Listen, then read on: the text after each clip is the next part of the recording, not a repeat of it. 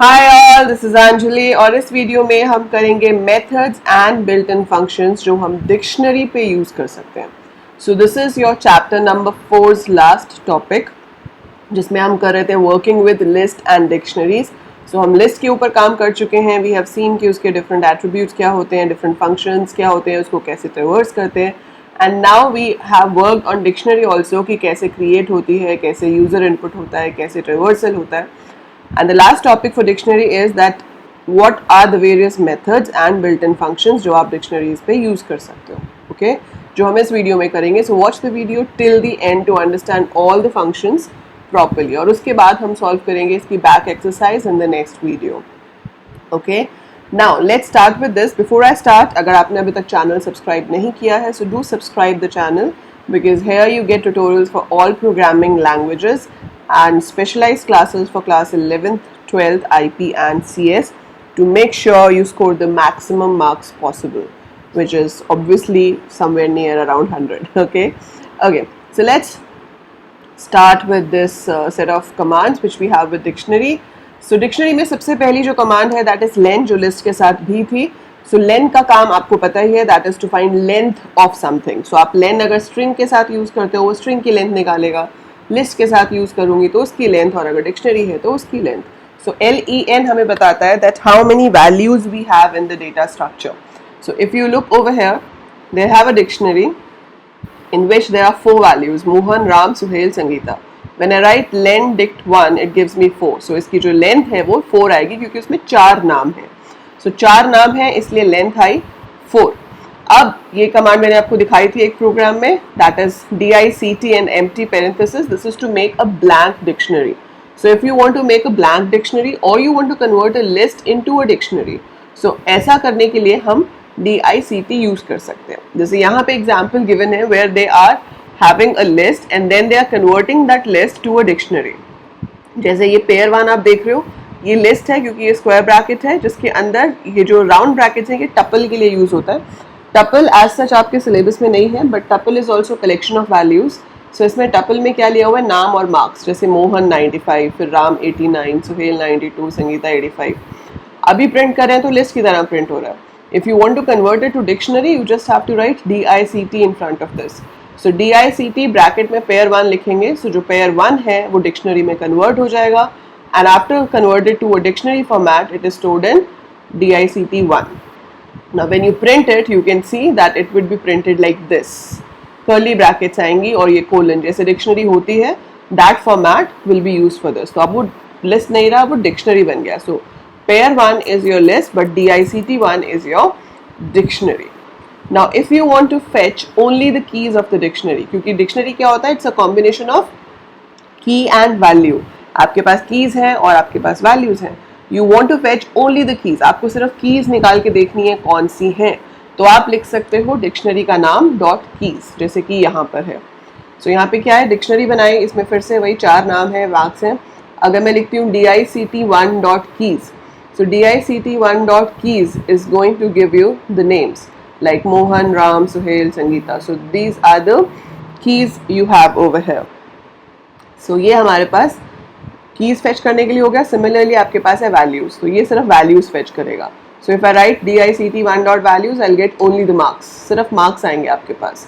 सो यहाँ पे कीज से we get only the names, value से we get only the marks, क्योंकि जो नेम्स हैं वो हमने की तरह यूज किए हैं और जो मार्क्स हैं वो हमारी वैल्यू है डिक्शनरी में.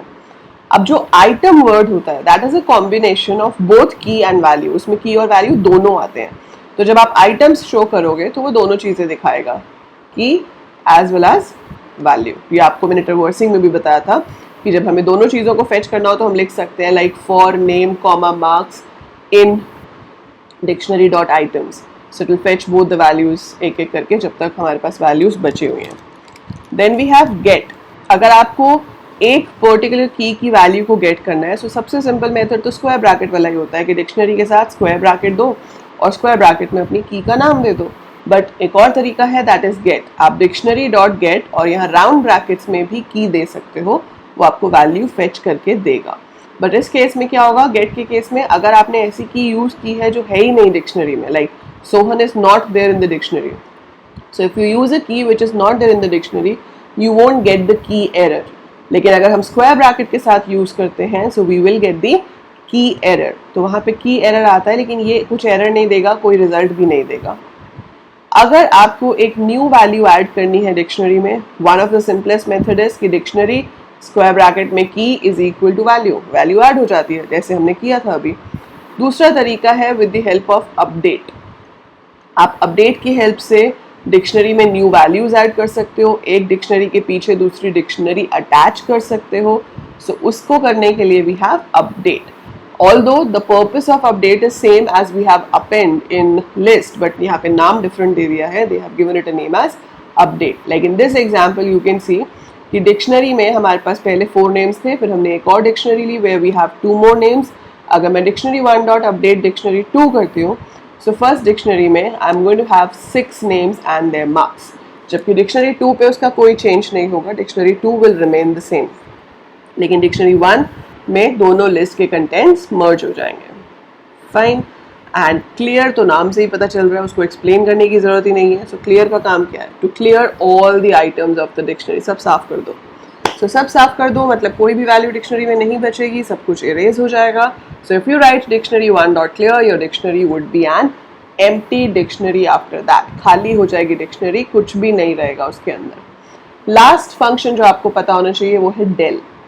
If you want to delete one element from the dictionary, तो आप लिख सकते हो del डिक्शनरी का नाम स्क्वायर ब्रैकेट में वो की जिसको आपको रिमूव कराना है.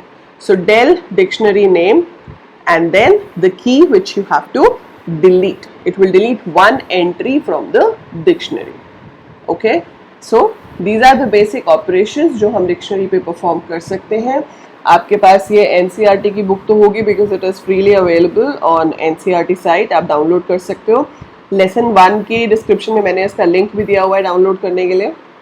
उसमें से आप ये बुक में जो मैनिपुलेटिंग डिक्शनरीज है ये आप खुद पढ़ के देखोगे. इसमें सिर्फ बेसिक कुछ कमांड्स दी हुई हैं कि डिक्शनरी पे कैसे कैसे हम काम कर सकते हैं. So just go through this. कोई भी डाउट कोई भी प्रॉब्लम इसमें आपको आती है आप मुझसे पूछ सकते हो. अब क्योंकि मैं एक्सप्लेन करती हूँ आप लोग इंटरेस्टेड नहीं होते, तो आई वांट कि एक बार आप देखो. आपको कोई प्रॉब्लम आएगी तो आप मुझसे पूछोगे तो ही मैं एक्सप्लेन करूँगी, otherwise I am not going to explain these parts. So let me see who all are actually studying seriously. So जो सीरियसली पढ़ रहा है वो इसको भी पढ़ेगा और पढ़ेगा तभी कोई डाउट आएगा.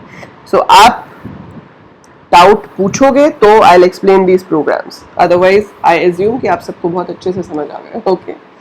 And now we have back exercise जहाँ पे हमारे पास आउटपुट क्वेश्चंस हैं जो एग्जाम में जिस तरह से क्वेश्चंस पूछे जाते हैं. So we will be solving this back exercise in the next video. And do comment कि जो नेक्स्ट वीडियो में हमें ये बैक एक्सरसाइज सॉल्व करनी है, that means tomorrow, whether it should be a live session or you want me to upload the solutions as a recorded video. So do comment below, accordingly I will do it. And that's it for this. इसके साथ हमारी dictionary का topic यहाँ ख़त्म होता है, but अभी आपको इस पर प्रैक्टिस बहुत करनी है तभी आप उसको अच्छे से कर पाओगे, क्योंकि अभी आपने कंसेप्ट समझे हैं पर जब तक उनको अप्लाई नहीं करोगे there is not much use of that. So अगर 100 मार्क्स चाहिए तो एप्लीकेशन आना बहुत ज़रूरी है. That's it for this video. By the time I upload more, keep watching, keep learning. और जाने से पहले लाइक कर देना, सब्सक्राइब नहीं किया है तो अभी कर दो, and share the video with all your classmates.